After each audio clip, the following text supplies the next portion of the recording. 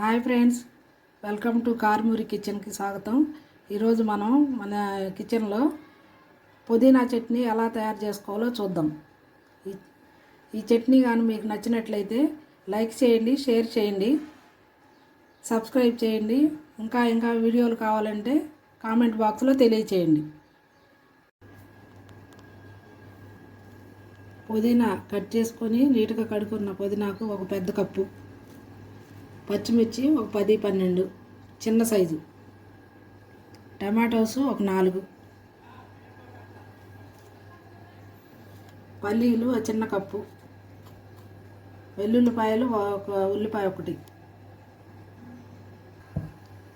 Stove వెలిగించి కళాయి పెట్టి శుభ్రంగా కడుక్కున్న పచ్చిమిర్చి కళాయిలు వేసి తడేంత ఆరిపోయిన తర్వాత ఒక స్పూను ఆయిల్ వేసి బాగా ఫ్రై చేసుకోవాలి. ఆయిల్లో స్పూన్ ఆయిల్ వేసుకొని బాగా మీడియం ఫ్లేమ్లో పెట్టుకొని బాగా ఫ్రై చేసుకోవాలి. పచ్చిమిర్చి ఈ విధంగా ఫ్రై అయిన తర్వాత ఒక ప్లేట్లో తీసుకోవాలి. అదే కళాయిలో కడిగి పెట్టుకొని పుదీనా వేసి ఫ్రై చేసుకోవాలి.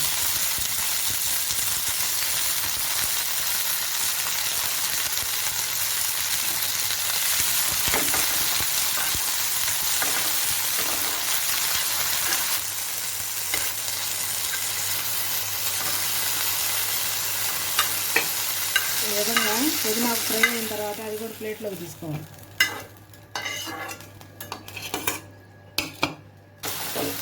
ఇప్పుడు కట్ చేసి పెట్టుకున్న టమాటోలు కూడా వేసుకొని బాగా ఉడికించుకోవాలి. కొంచెం సాల్ట్, ఒక స్పూన్ ఆయిల్ వేసి మూత పెట్టి బాగా మగ్గించుకోవాలి.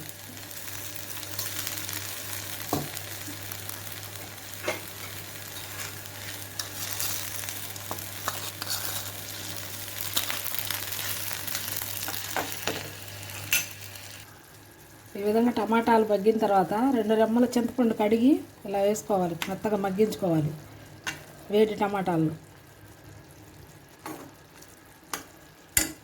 స్టవ్ ఆఫ్ చేసుకొని కొంచెం టమాటాలు చల్లారిన తర్వాత మిక్సీ పట్టుకోవాలి. వేయించుకున్న పచ్చిమిర్చి, పుదీనా, వేయించి పెట్టుకున్న పల్లీలు చిన్న కప్పు, చిన్నులపాయ ఒకటి,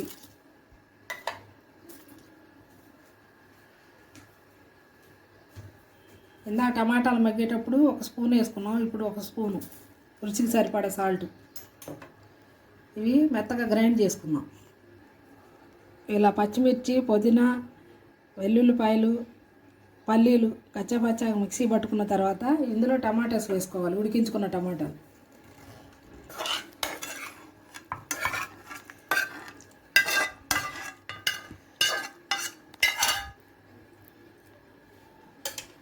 ఇవి కూడా కలిపి మొత్తం ఒకసారి మళ్ళీ మిక్సీ పట్టుకోవాలి.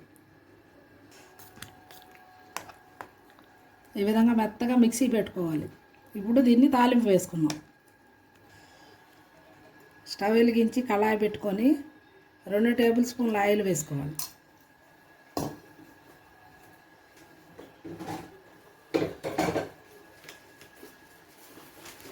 ఆవాలు, జీలకర్ర,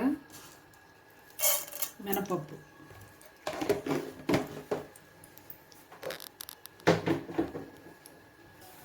ఈ తాలింపు గింజలు బాగా ఫ్రై అవ్వాలి.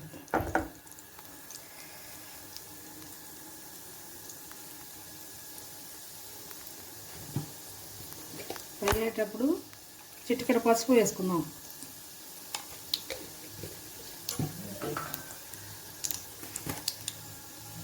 చిటికెడ ఇంగువ,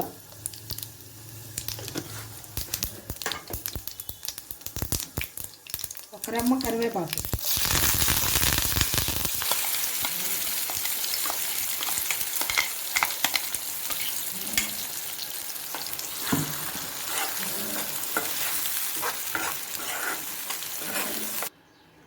తాలింపు వేగి పచ్చడి దీనిలో వేసుకున్నాము.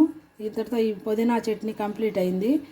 ఈ పుదీనా చట్నీ దోశల్లోకి, ఇడ్లీలోకి, రైస్లోకి వడల్లోకి దేనిలోకైనా సూపర్ టేస్టీగా ఉంటుంది. టేస్ట్ అయి వేరే లెవెల్ అదిరిపోయిద్ది. మీరు కూడా ఒకసారి ట్రై చేయండి. మీకు నచ్చితే మా ఛానల్ని సబ్స్క్రైబ్ చేయండి.